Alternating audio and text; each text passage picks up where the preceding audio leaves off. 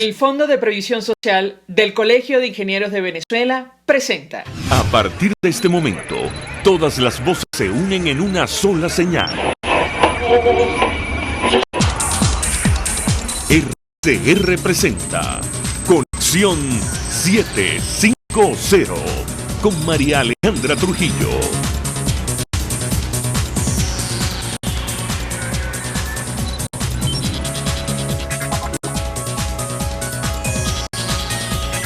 Buenas tardes, amigos de Radio Caracas Radio. Lo mejor este miércoles 19 de agosto del año 2020. Todo el equipo que trabaja para ustedes a partir de esta hora los saluda. Variada y abundante información que compartir y analizar, como es costumbre, la tarde de hoy. Estados Unidos está considerando una fecha límite, el mes de octubre, como fecha límite para poner fin a las exenciones, a las sanciones venezolanas que permiten que algunas empresas de refinería sigan recibiendo el petróleo de nuestro país, según fuentes de Washington citadas por la agencia de noticias Reuters. El presidente de los Estados Unidos, Donald Trump, ha hecho sanciones, dice la nota de la agencia, contra PDVSA, sus socios y clientes extranjeros clave desde el impulso por primera vez medidas a esta compañía en 2019.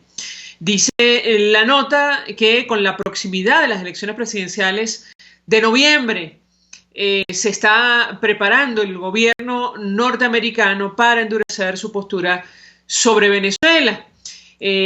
Por cierto, Estados Unidos, el gobierno sancionó a empresas acusadas de componentes a aerolínea iraní Mahan Air. El régimen iraní, y esto está entre comillas, utiliza la línea aérea como una herramienta de su agenda de desestabilización en todo el mundo, incluyendo los regímenes de Siria y Venezuela. Esto lo dijo el secretario del Tesoro norteamericano en una nota, Steven Mnuchin. Además, el derrame petrolero del Parque Nacional Morrocoy ocurrió por un accidente causado en la refinería El Palito, según información que dio a conocer hoy la Comisión de Ambiente, Recursos Naturales y Cambio Climático de la Asamblea Nacional. Según informe técnico realizado por la Universidad Simón Bolívar, Venezolana de Ecología y Sensores Remotos, liderado por el profesor Eduardo Klein, quedó demostrado que este derrame de 26.730 barriles de hidrocarburos en el Parque Nacional Morrocoy del estado Falcón se produjo el miércoles 19 al 22 de julio de 2020, causado definitivamente, dice el documento, desde la refinería El Palito. Además, hoy en rueda de prensa digital, esta comisión advertía sobre el riesgo de colapso de un buque con aproximadamente 1.300.000 barriles de petróleo en el Golfo de Paria, Estado Sucre, y alertaron a la comunidad internacional que si no se toman medidas preventivas y precautelativas podría ocurrir un nuevo derrame con el impacto ecológico que esto podría tener prácticamente para toda la costa venezolana. Esto lo agregamos nosotros. Un par de datos. El senador republicano Marco Rubio elogió al gobierno de Cabo Verde por su papel en el caso de Alex Saab, tal como lo destaca La Voz de América, y la visita a Caracas del farmacéutico Fernando Gil y del exfuncionario de turismo Carlos Jorge Oliveira Gómez, ambos de Cabo Verde, ha desatado toda suerte de especulaciones en torno a la extradición del empresario colombiano Alex Saab a los Estados Unidos, según información publicada por Nuevo Herald de Miami. Esto es Conexión 750, comenzamos. ¿Qué está pasando en este país? Y saludamos vía telefónica a nuestro primer invitado. Se trata de Roberto Abdul, está al frente de la Asociación Civil Súmate. Con él vamos a hablar acerca de las elecciones parlamentarias. Él ha sido calificado como fraude o farsa por la Asamblea Nacional. Roberto Abdul, gracias por atendernos. Muy buenas tardes. Buenas tardes, Alejandra. Buenas tardes a toda la audiencia. Bueno, gracias nuevamente por esta invitación para compartir con ustedes. Pues mucho interés de conocer su opinión y análisis acerca del tema que nos ocupa. Yo le pediría una valoración general sobre lo que ha ocurrido con este proceso que intenta celebrar el chavismo para instalar políticamente, tomar el control de la única institución legítima que queda en Venezuela, sobre todo de las declaraciones que ofrecía la presidenta del Consejo Nacional Electoral designada por el Tribunal Supremo. Ella informaba sobre la extensión del lapso de postulaciones de candidatos de cara a este proceso. ¿Qué puede decirnos? Lo escuchamos. Bueno, es decir, en términos generales, es un proceso desde el nombramiento en sí mismo del Consejo Nacional Electoral, la convocatoria a la elección y el resto del proceso en general, es un proceso pues que se está haciendo violentando el debido proceso, digamos, además en unas condiciones, digamos, de riesgo sanitario que tienen implicaciones para muchos ciudadanos. Por ejemplo, las jornadas que se dieron hace un par de semanas para la actualización del Consejo Nacional, del registro electoral, se hicieron en el marco de la cuarentena, inclusive de semanas de radicalización de la vimos también fue la renuncia y de Rafael Simón Jiménez y el nombramiento de un nuevo rector para sustituir.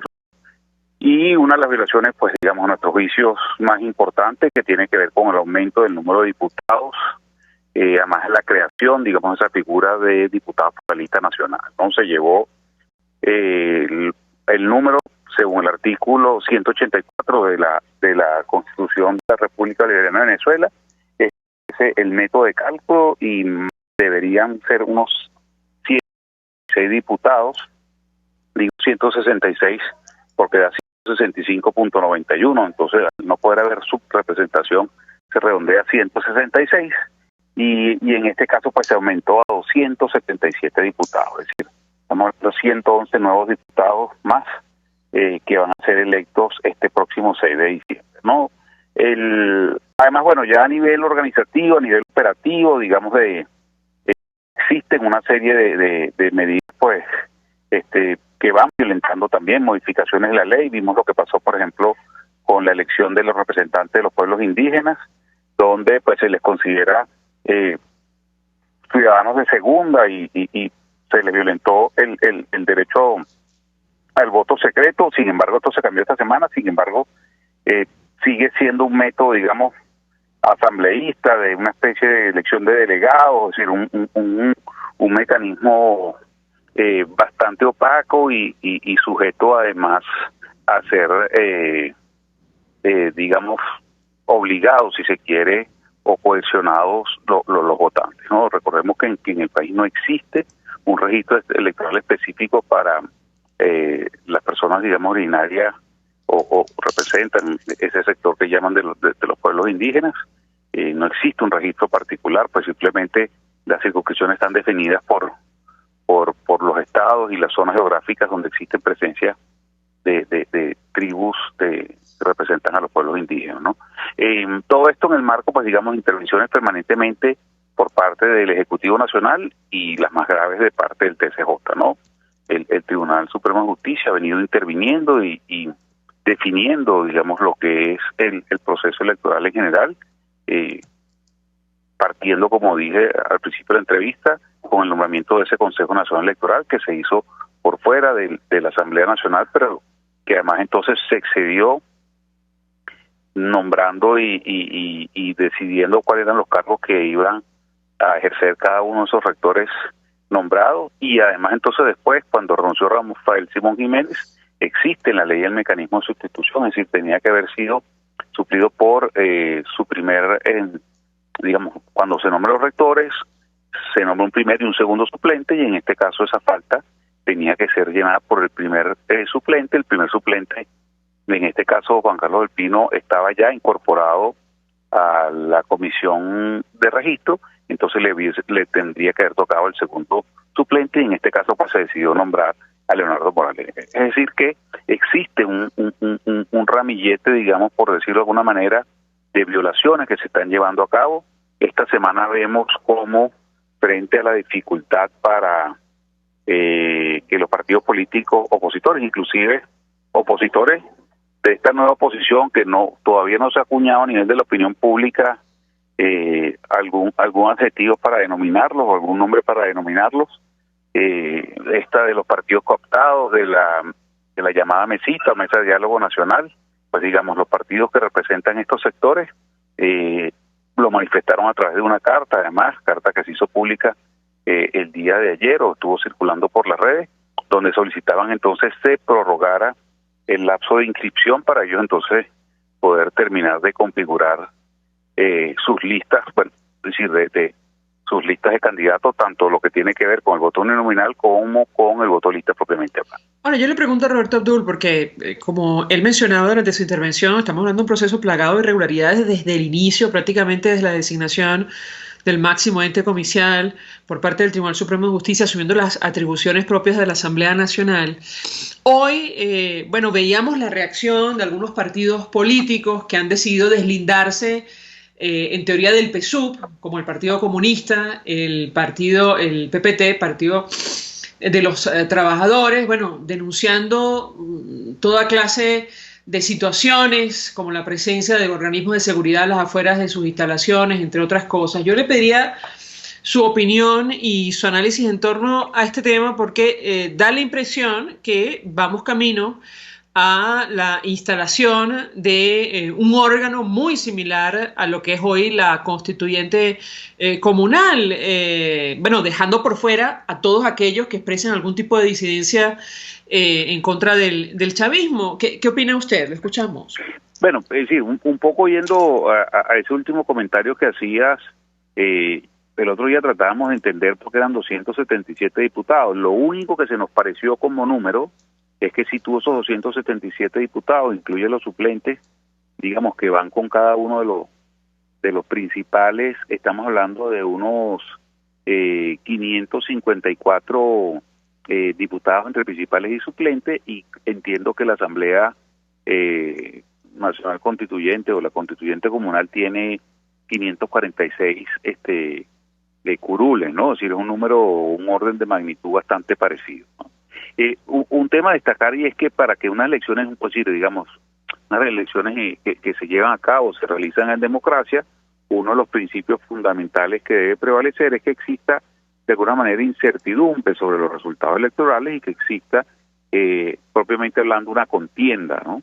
En este caso, pues podríamos prácticamente descartar de eso, o sea, las simulaciones inclusive que nosotros hemos realizado, la manera como se ha diseñado, configurado este proceso electoral, pero además las típicas violaciones que seguramente y excesos que iremos viendo a lo largo del proceso indican que el partido de gobierno se va a llevar 2/3 partes de la representación de esa asamblea. Esta asamblea de 277, estamos hablando que 1/3 parte son 93 diputados, es decir, tener derecho a veto serían 93 diputados, ¿no? Es decir que alrededor de 284 representa las 2/3 partes, que es un número que se supone de antemano que ellos van a ¿cómo se llama?, a conseguir en esta elección. En ese sentido, pues el TSJ o el partido de gobierno a través del TSJ ha tomado el control ya o le ha cedido el control a personas afectas al régimen de 10 partidos políticos. Seguramente los partidos que representan, vamos a decir, la izquierda más tradicional,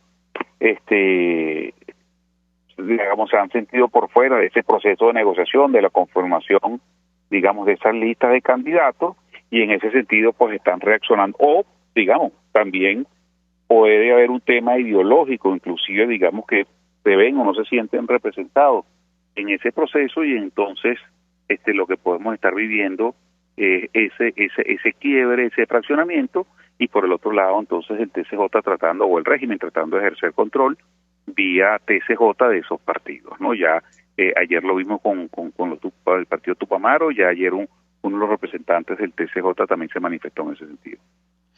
Saco a colación el tema de la constituyente comunal porque ha trascendido que el chavismo tendría entre sus planes someter a consulta un proyecto constitucional justo el 6 de diciembre, uniendo esto con el evento que han organizado para los comicios parlamentarios. Yo le pedía un comentario desde el punto de vista, sabemos que, insisto, esto está al margen de la Constitución y las leyes, pero ¿qué podemos esperar en torno a este tema si finalmente esto se concreta como ha adelantado por ejemplo, del periodista Eugenio Martínez. Lo escuchamos. Bueno, de alguna manera lo que se escuchó decir de parte del presidente Maduro es que a partir de diciembre pues se desmontaría esa estructura de índole política, ese cuerpo político, porque no tiene ningún tipo de validez legal estrictamente hablando, que es la constituyente, y que con el desmonte pues lo que se supone, o como comentaba Eugenio, y es que con el desmonte de dicha instancia, entonces probablemente sería una consulta. Sin embargo, el comentario hecho por el presidente dijo que esa constituyente dejaría las bases para una reforma de la Constitución. No queda claro pues si están preparando o van a presentar algún proyecto de reforma parcial o total para presentarlo, tratando de alguna manera de vamos a decir, de alar o de incentivar la participación del opositor, o presentarles ese dilema, ese drama, según el cual pues frente a la decisión de no participar en las elecciones de legislativas, pues bueno, tengan el incentivo o ese dilema, ese drama de participar entonces en lo que tendría que ver una reforma constitucional. Finalmente yo le preguntaré a nuestro invitado, conversando con Andrés Caleca hace algunos días, ex rector del Consejo Nacional Electoral. Él hablaba sobre el recurso que ha intentado ante el Tribunal Supremo de Justicia para que se postergue este proceso electoral. El exgobernador Enrique Capriles expresaba opinión en la misma línea. La pregunta que yo le haría a nuestro invitado es, ¿postergar una elección como esta garantiza algún tipo de transparencia, es decir, para la participación, incluso la elección de una nueva Asamblea Nacional? Yo quisiera su opinión, lo escuchamos. La postergación no es ninguna garantía.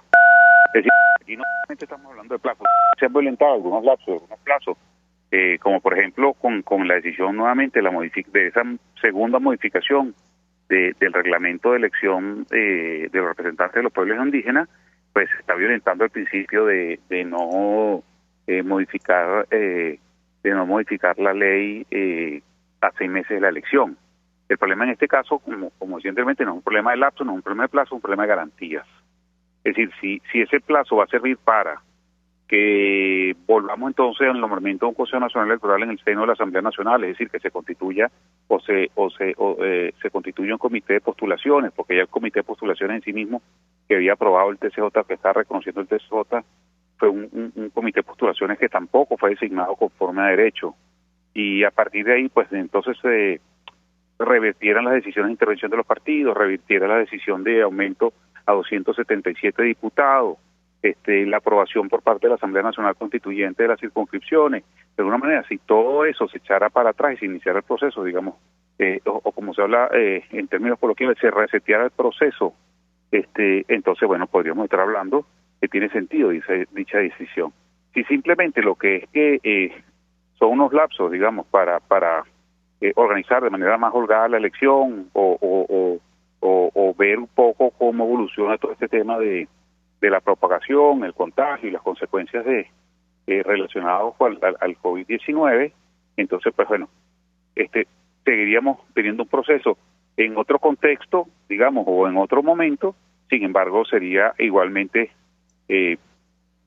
digamos, presentaría ese número de irregularidades desde el punto de vista tanto de la legalidad, pero además de la transparencia, de la justicia y esos principios pues que tienen que caracterizar a todo proceso electoral.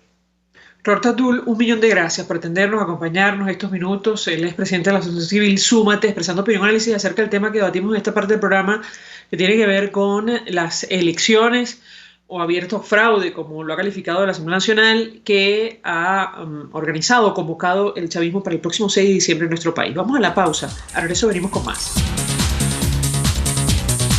Usted escucha Conexión 750 con María Alejandra Trujillo, solo por RCR 750 AM.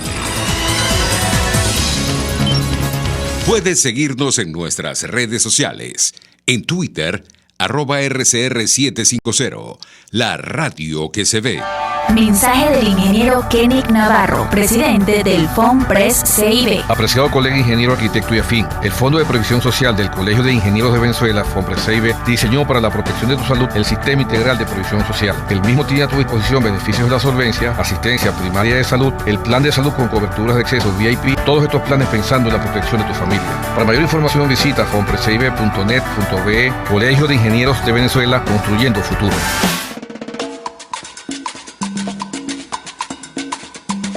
Fuerza que nos activa, fuerza que une a un país que quiere cambio. Mi nombre es Chuo Torrealba y estoy contigo desde las 5:30 de la mañana para que te enteres de todo lo que acontece dentro y fuera de un país en crisis, un país que quiere cambio y libertad. Unidad, la fuerza es la unión, de lunes a viernes desde las 5:30 de la mañana con Chuo Torrealba, solo por RCR, porque lo bueno une. En la crisis se encuentran las oportunidades. Aquí en Sin Estrés se las mostramos con invitados especiales que nos regalan sus experiencias por una Venezuela mejor. Cada tarde, de lunes a viernes a las 3, desde el emprendimiento, la educación, la salud y el entretenimiento. Por nuestra calidad de vida se nos hace necesario tomar un respiro del agobio diario, dedicar unos minutos a la salud mental y emocional para vivir sin estrés. Sin Estrés, de lunes a viernes a las 3 de la tarde por RCR 750, la radio que se ve. El poder de la comunicación en tus manos. Conexión 750 con María Alejandra Trujillo. Solo por RCR 750 AM. Continuamos, amigos, en Conexión 750 y compartimos con ustedes la discusión que se dio hoy en la Comisión de Ambiente de la Asamblea Nacional en torno a este derrame petrolero en las costas venezolanas, del cual el régimen venezolano, por cierto, ha hablado muy poco para asumir algún tipo de responsabilidad. Fue motivo de debate. El día de hoy, además, fue la razón de ser de una rueda de prensa digital convocada por la Comisión de Ambiente y, entre otras cosas, como decíamos al inicio, se presentó un informe realizado por la Universidad Simón Bolívar, la Sociedad Venezolana de Ecología y Sensores Remotos, donde se habría determinado que el derrame de más de 26.000 barriles de crudo en el Parque Nacional Morrocoy del estado Falcón se había producido entre los días 19 y 22 de julio de 2020, causado definitivamente desde la refinería El Palito. Y lo grave de la intervención de diputados y especialistas del día de hoy es que hay una situación de riesgo incluso mayor, concretamente en las costas del Golfo de Paria. Ellos hablaban de un buque con más de 1 millón de barriles de petróleo que podría sufrir la misma suerte o provocar, mejor dicho, un derrame, con el impacto ecológico que esto podría tener prácticamente para toda la costa venezolana. Vamos a reponer, de hecho, me parece que tenemos declaración de la presidenta de la comisión, la diputada María Gabriela Hernández. Ella se expresaba en los siguientes términos acerca de lo que está ocurriendo en Paria. Escuchemos. Ok, Max, es importante indicar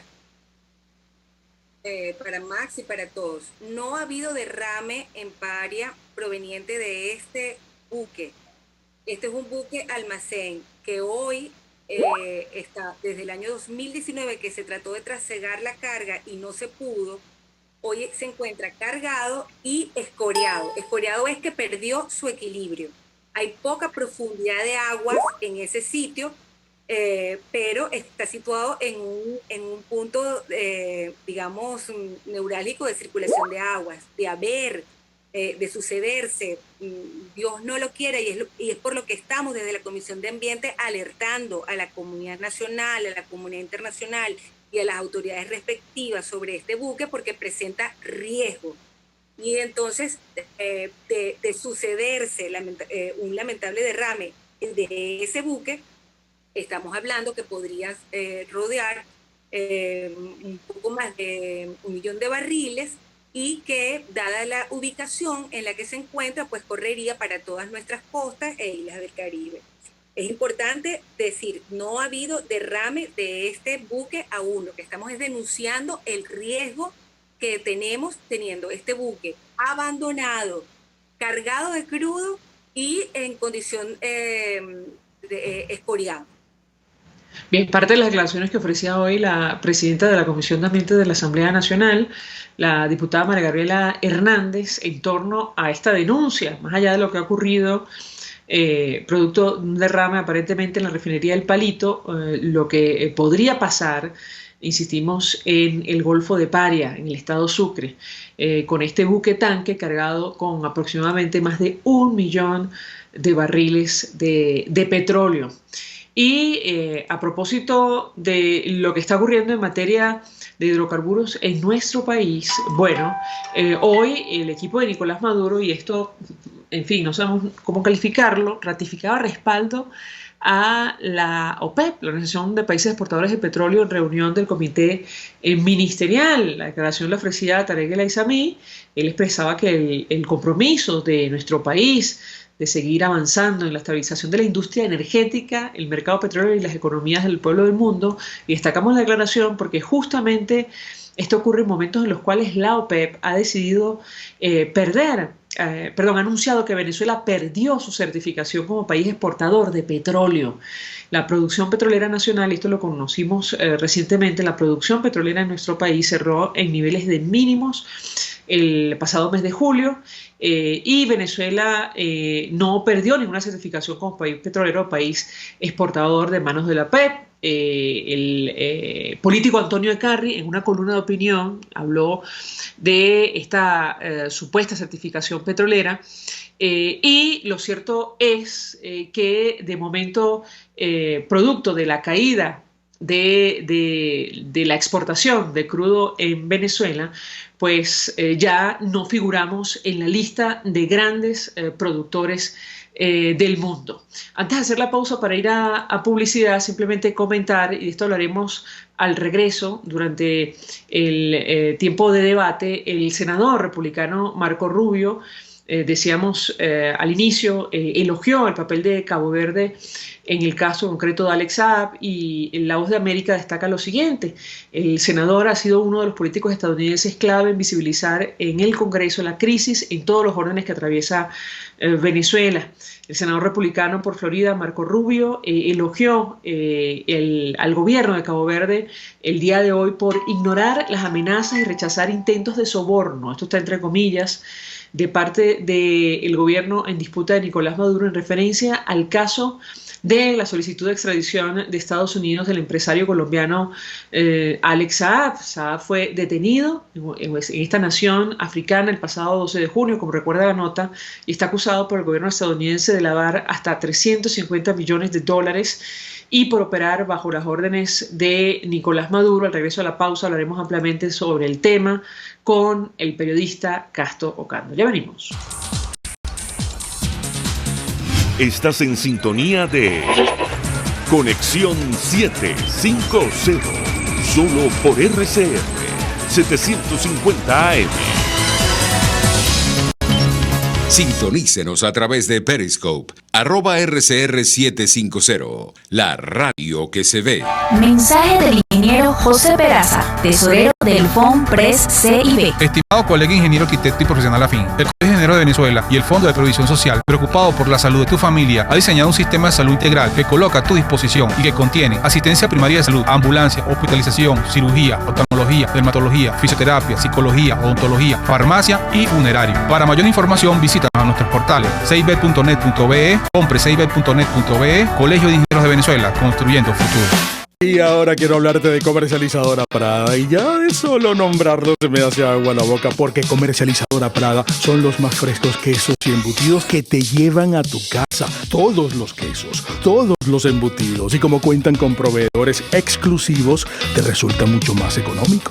Llámalos ya, 0424-134-6035, en Instagram wprada.be. Comercializadora Prada, todo en quesos y embutidos con la mejor relación precio-sabor. RCR 750 AM. Porque lo bueno une.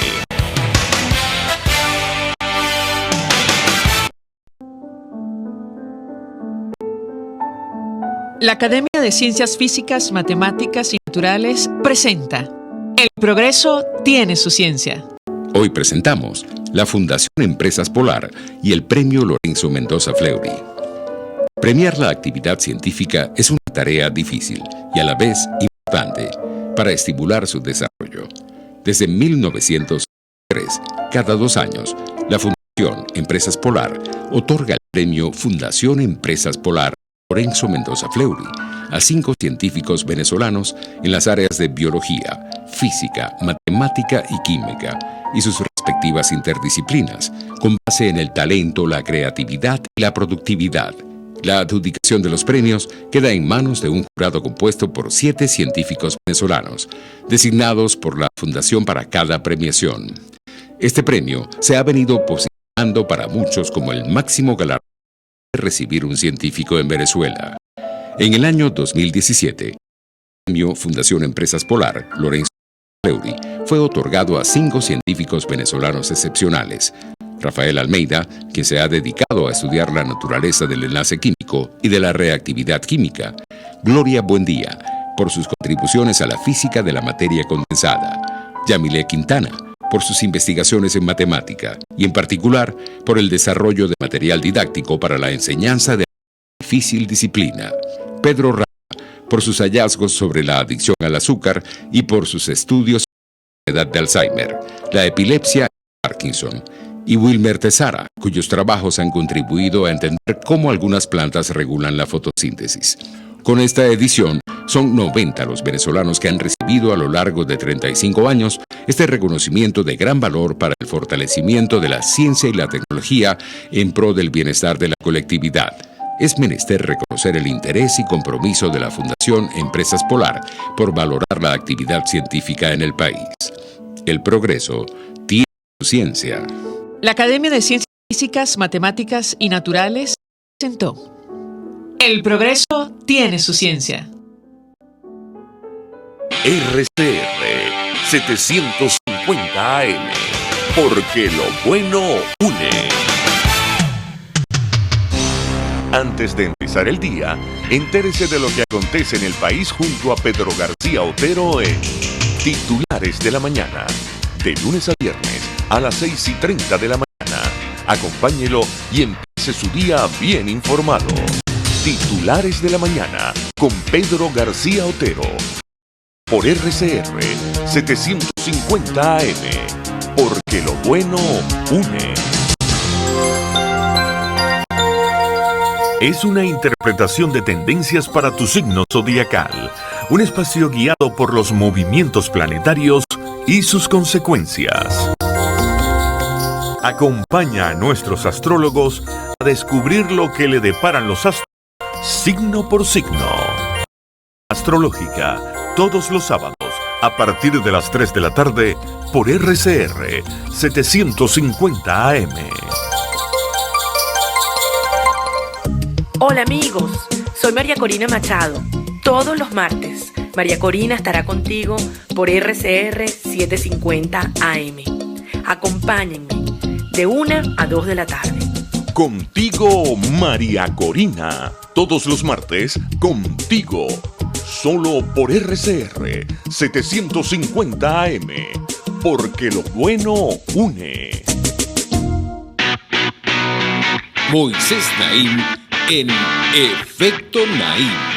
Hola, soy Moisés Naim desde Washington. Conéctese a rcr.tv. También nos puede seguir por @Efecto Naim en Twitter. Y estamos en Facebook y en Instagram. Y no olvide que puede disfrutar todos los contenidos del programa cuando usted quiera, suscribiéndose a nuestro canal de YouTube. Nos vemos en la radio.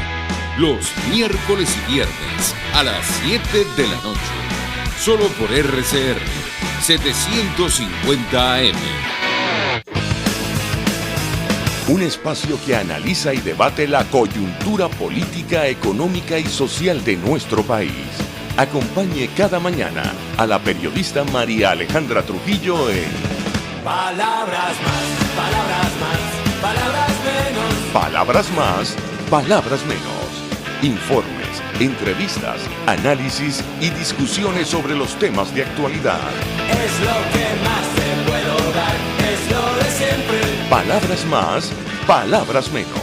De lunes a viernes, de 7 a 8 de la mañana, por RCR 750 AM.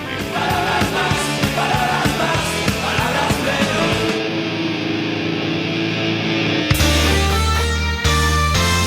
A mitad de tarde, disfrute de una amena tertulia, acompañada del análisis preciso del acontecer nacional e internacional.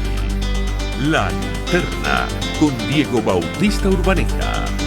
Relájese al son de buena música, participe y forme parte de este espacio.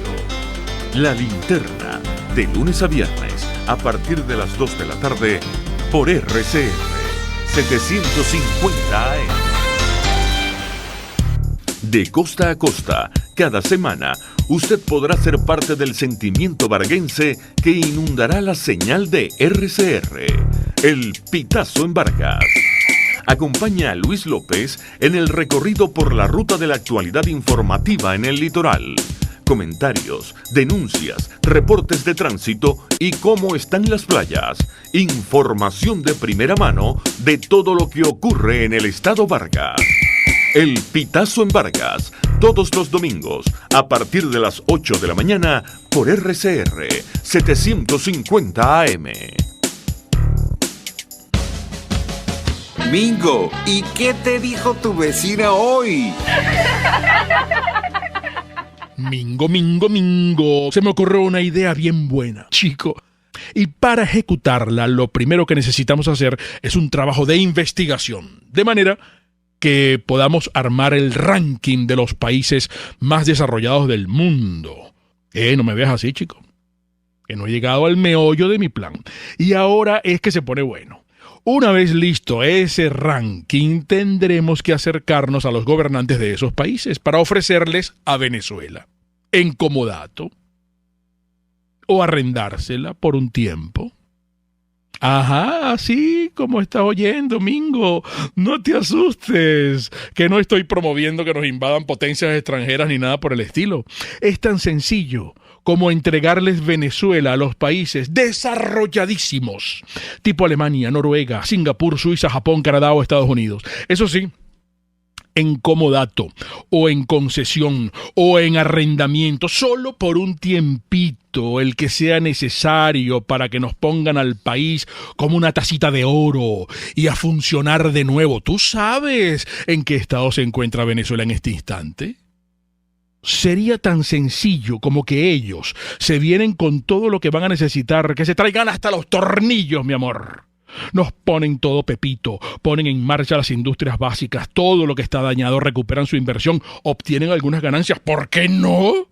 Y cuando se les acabe el contrato, ya tendremos a una camada de venezolanos entrenados y listos para asumir el control de nuestro país. Dije camada, Mingo, no camarada. Cónchale, chico, estás muy chistosito, pero piénsalo y me dices qué te parece mi idea. Ese sí es un plan país, no juegue. Cambio y fuera. Por todos los medios, con Mingo, de lunes a viernes a las 8 de la mañana, por RCR, la radio que se ve. María Alejandra Trujillo te acompaña en Conexión 750, solo por RCR 750 AM. Claro y raspado.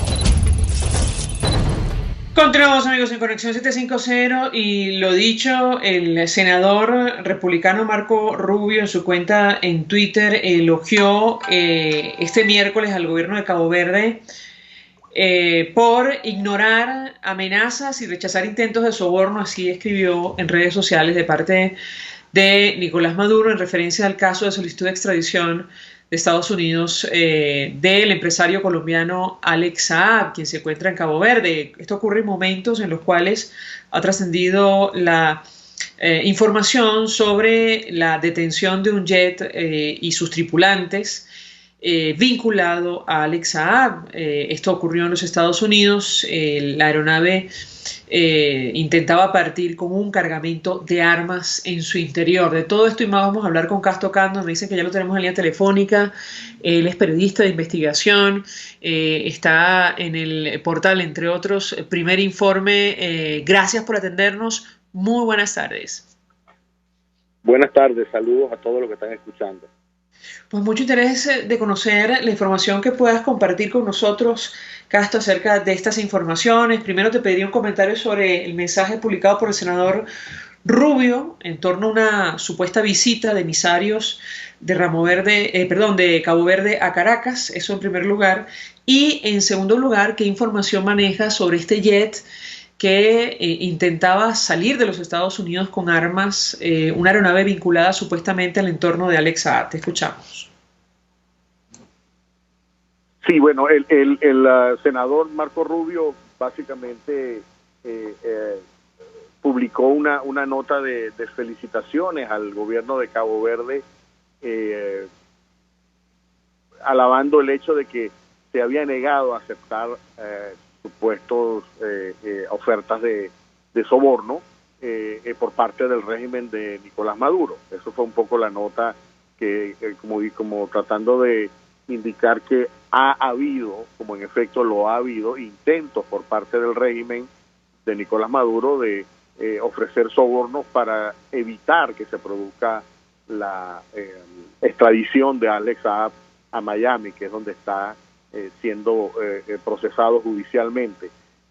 Lo interesante es que esto se viene produciendo prácticamente desde el principio. Ha habido una amenaza, no una amenaza, sino una constante vigilancia por parte del gobierno de Estados Unidos en conjunto con el gobierno de Cabo Verde para tratar de identificar si se están produciendo intentos y, por ejemplo, las personas implicadas en el sistema judicial de Cabo Verde están reuniéndose, están recibiendo o están teniendo movimientos financieros fuera de lo común en sus cuentas bancarias en Cabo Verde o fuera en cualquier otro lugar como Estados Unidos o Europa, y luego esto en coordinación con el gobierno de Cabo Verde, y ha habido como en ese particular un enfoque en la gente que está procesando el caso, digamos los juzgados, el juzgado concreto, porque ha habido primero un juez, después un segundo juez, y bueno, eso en previsión de que se produjera este tipo de oferta. Y bueno, lo que se publica hoy también, de que hubo una misión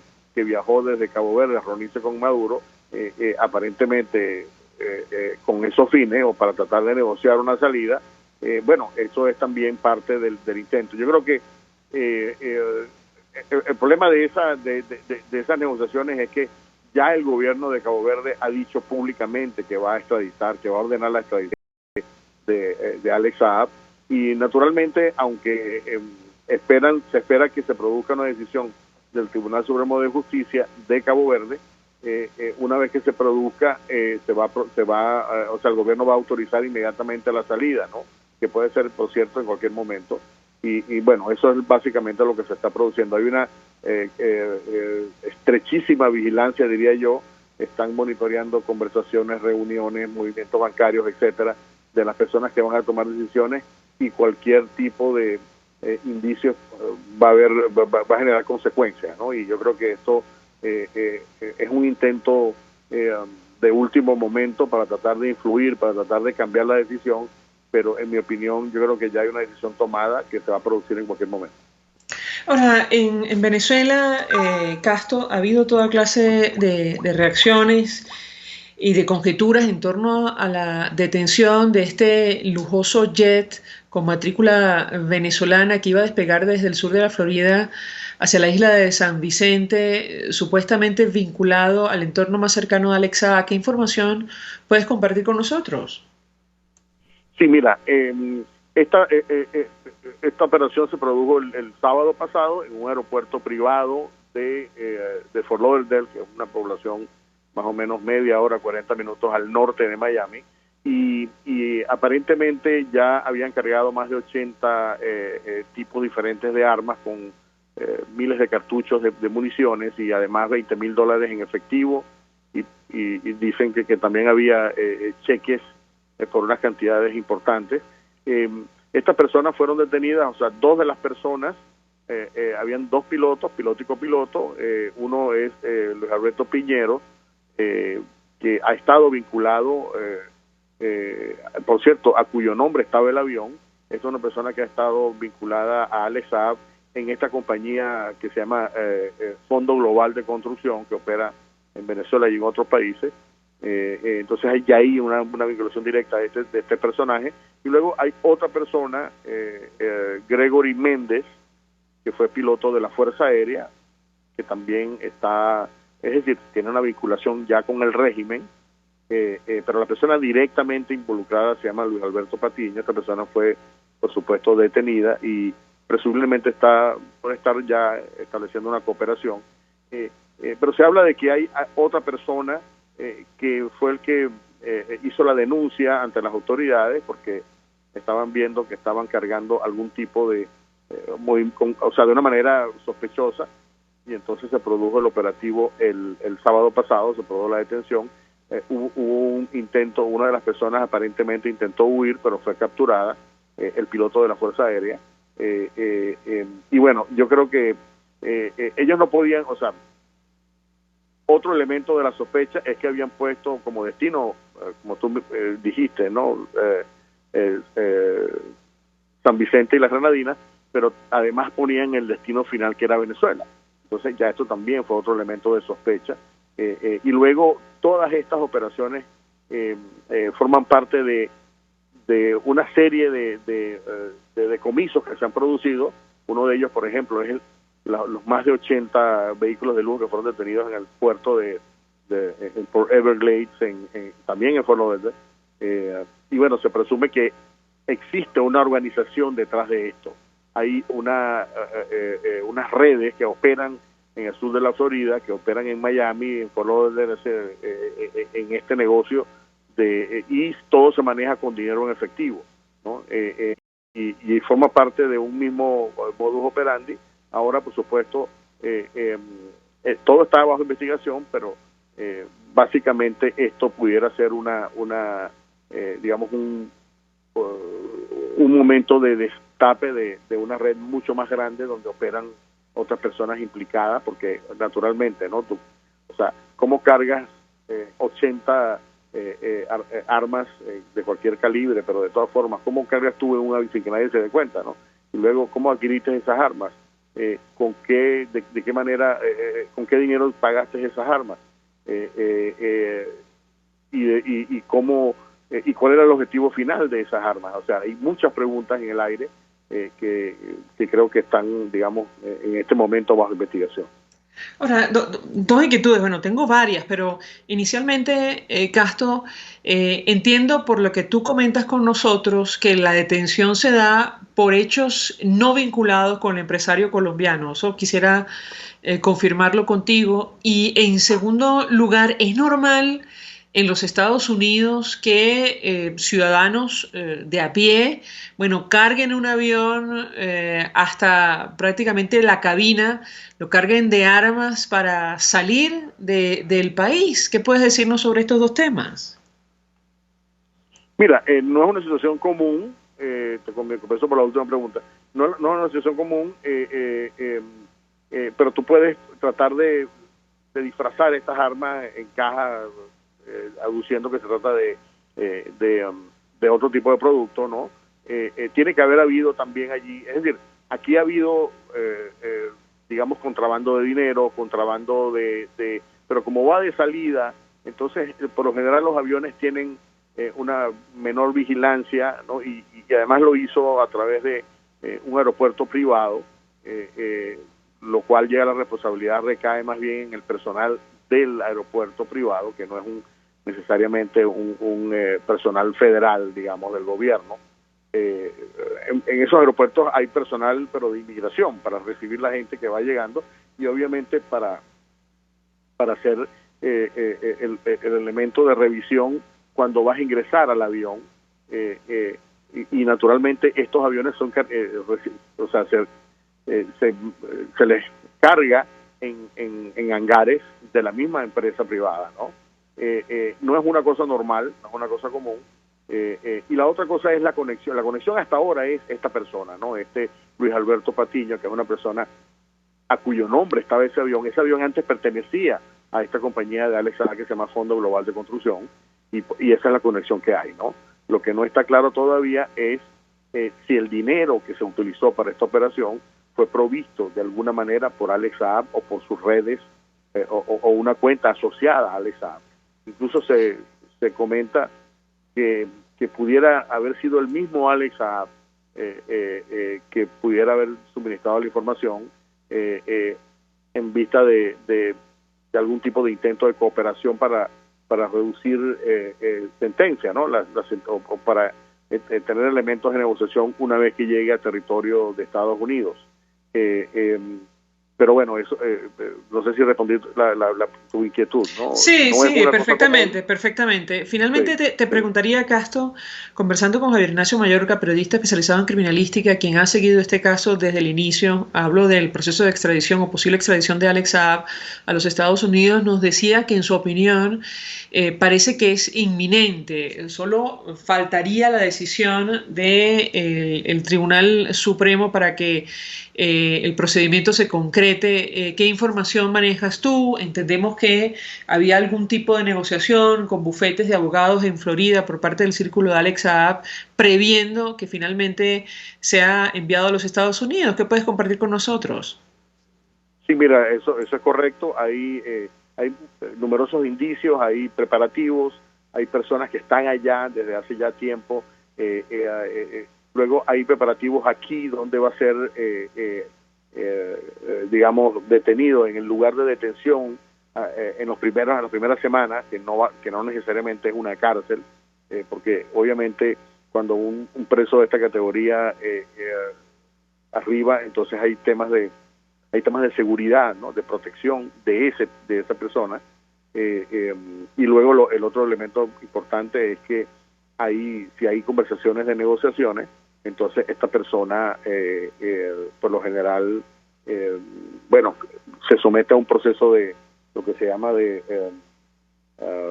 comienza a conversar con las autoridades todo lo que sabe y pregunta, entonces se reúne con varias, entonces para facilitar ese tipo de conversaciones. Eso ocurrió por ejemplo con Alejandro Andrade, ¿no? Alejandro Andrade, cuando fue detenido, él fue radicado no en una prisión sino en una casa de seguridad, y allí tenía una vigilancia por supuesto permanente, y tenía los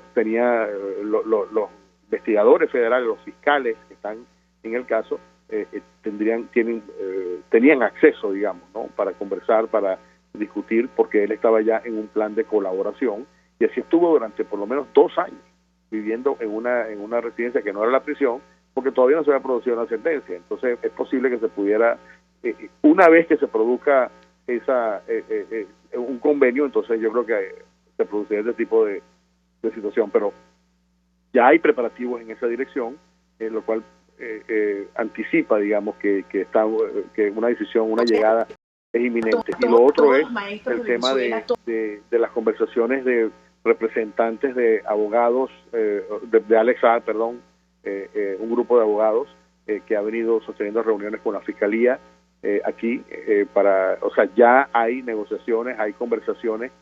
Yo no diría negociaciones en términos de que va a colaborar, sino hay unas primeras conversaciones para establecer cuáles serían las condiciones, cuáles serían, cosa que es normal en todos los casos. No significa que esto es especial con respecto a Alex Saab, pero sí los abogados siempre establecen un puente con la Fiscalía y para tratar de explorar posibles acuerdos y beneficios, etcétera.